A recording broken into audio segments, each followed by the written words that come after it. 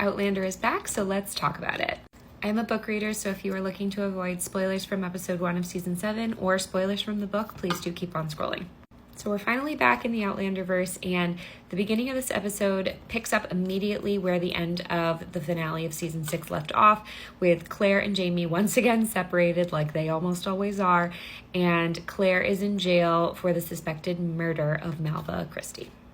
What I don't know if everyone is aware of is that the first 4 episodes of season 7 were originally part of season 6, but because of COVID complications in Katrina Balfe's pregnancy, they had to prematurely end season 6, so those 4 episodes got pushed into season 7.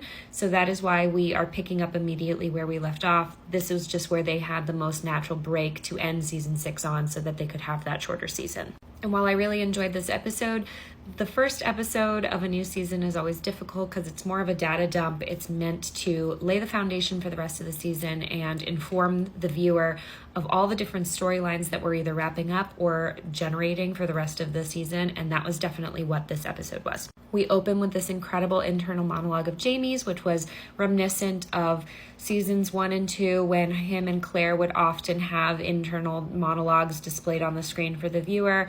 This one was extremely powerful, and it actually did a callback to their vows on their wedding night, which I thought was very palpable, and his facial expressions in this were really, really well done. That is contrasted with this image or vision almost of Claire being sent to the gallows, and we know that this doesn't actually happen. It's all kind of playing out in his head. But where Jamie has sight, I am curious why they included this, because some may think that he's predicting the future, which is clearly not the case. In this episode, we see a very, very important storyline wrapping up and ending, which is that between Jamie and Tom Christie and his love and affection of Claire, which was implied in the ending of season 6. And Jamie spends much of this episode with young Ian trying to find Claire and free her from prison. The issue is that by the time they arrive, Claire has been given a literal get-out-of-jail-free card and is brought aboard this ship to take care of the governor's wife, who is pregnant.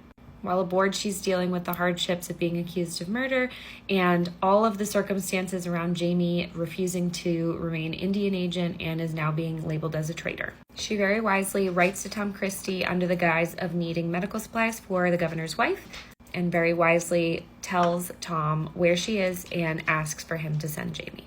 Thankfully, it takes all of half an episode before these two are reunited again. And once again, Jamie is essentially forced to choose the side of the British in order to free Claire. But when we see this face, we know he is scheming. Jamie vows that he will be back the next day to get her, and he's got some sort of master plan going on. And somehow I'm out of time, so come back for part 2.